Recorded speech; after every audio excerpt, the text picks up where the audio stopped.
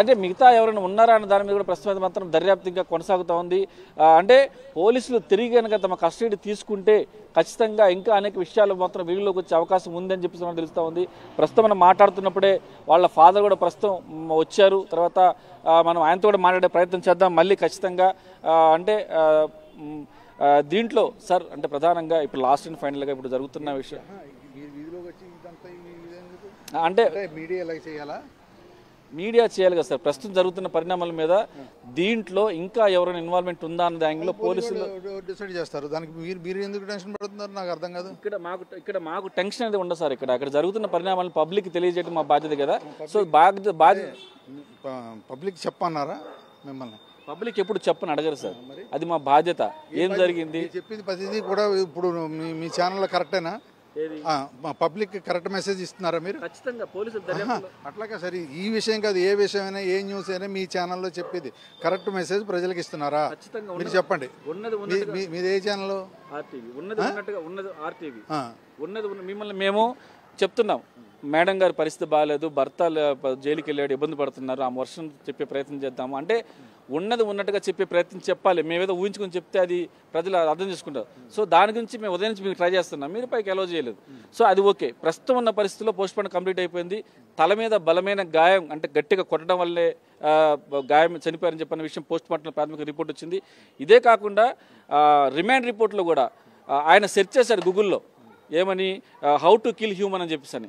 అంటే pre planning ఉన్నాడని చెప్పిన విషయం కూడా రిమాండ్ రిపోర్ట్లో వచ్చింది. మీరు దాని మీద మీరేమంటారు? ఏం తెలీదు. అది పోలీసు నేనేమన్నా మీ అభిప్రాయం నా అభిప్రాయం నడవదు కదా. ఇక్కడ కోర్టు విల్ డిసైడ్. ఏదైనా కోర్టు విల్ డిసైడ్ సార్. ఇప్పుడు నేనేదో చెప్పడం మీరేదో చెప్పడం ఇంకోళ్ళు ఎవరేదో చెప్పడం కదా. కోర్టు విల్ డిసైడ్ ఏదైనా సరే. అది కోర్టు డిసైడ్ చేస్తుంది. నేను మీకు ప్రశ్నముఖంగా చెప్తున్నాను, మీరు ఇక్కడ వేరే ఆర్గ్యుమెంట్స్ అది అవసరం లేదు. Court will decide. ఓకే, అది కోర్టు డిసైడ్ చేస్తుంది. ఆల్రెడీ రిమాండ్ రిపోర్ట్లో ఆయన రిమాండ్ రిపోర్ట్ మీరు చూడలేదు, నేను చూడలేదు. నా దగ్గర రిమాండ్ రిపోర్ట్ ఉందండి. రిమాండ్ రిపోర్ట్ ఉంటే నా దగ్గర మేము మా రిమాండ్ రిపోర్ట్ ఉంటే ఉండేవండి.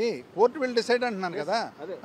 What is true, what is not true, court will decide. Police investigation లో రిమాండ్ రిపోర్ట్ లో ఏముందో ఆ అంశాల మీదనే మేము మాట్లాడుతున్నాము. ఆ అంశాలు ఆ రిమాండ్ రిపోర్ట్ కూడా మా దగ్గర ఉంది.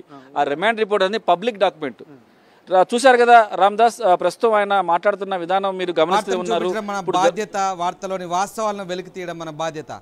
అదే విషయం సాయి తండ్రికి కూడా ఒక్కసారి గుర్తు చేస్తే బాగుంటుంది.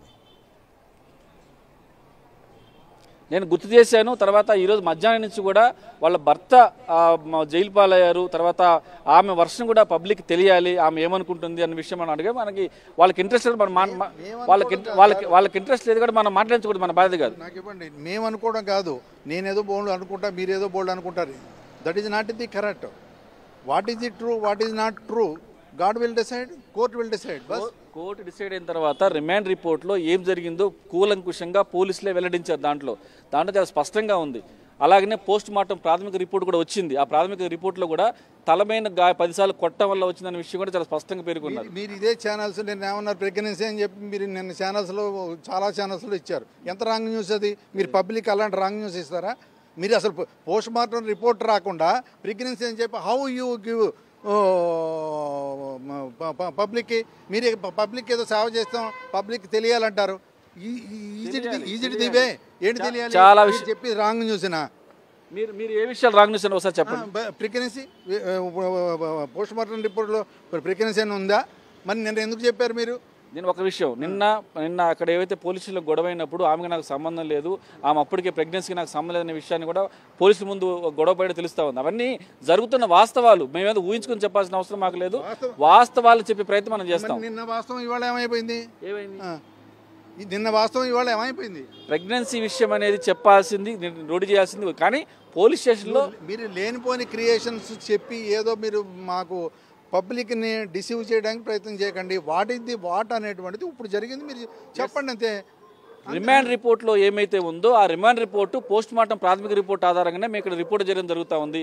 దీంట్లో ఎక్కడ కాంట్రవర్సీ కానీ లేకపోతే మిమ్మల్ని ఏదో తప్పుడు చూపించాల్సిన అవసరం మాకు లేదు. తప్పు చేశాడు, హత్య చేశాడు, హత్య చేసిన తర్వాత ఖచ్చితంగా నిందితుడు అవుతాడు. సో అది ఎలా జరిగింది, ఎవరి ప్రోద్బలం జరిగింది, ఎస్ మీడియా పరంగా ఏం చేయాలి, ఏం చేస్తే ఎలా జరిగిందన్న విషయాన్ని పబ్లిక్ తెలియజెప్పాల్సిన బాధ్యత మాకుంది. కాబట్టి యాజ్ పర్ గవర్నమెంట్ నామ్స్ ప్రకారం రిమాండ్ రిపోర్ట్ అనే పబ్లిక్ డాక్యుమెంట్ పోలీస్ ఇన్వెస్టిగేషన్ చేసిన తర్వాత రిమాండ్ రిపోర్ట్లో ఉన్న అంశాలేంటి, దాంట్లో ఏం పేర్కొన్నాడు, ఏం చెప్పాడు, ఆయన చెప్పిన తర్వాత రిమాండ్ రిపోర్ట్లో పేర్కొనడం జరుగుతూ ఉంది. ఆయన చెప్పకుండా రిమాండ్ రిపోర్ట్ తయారు చేయరు.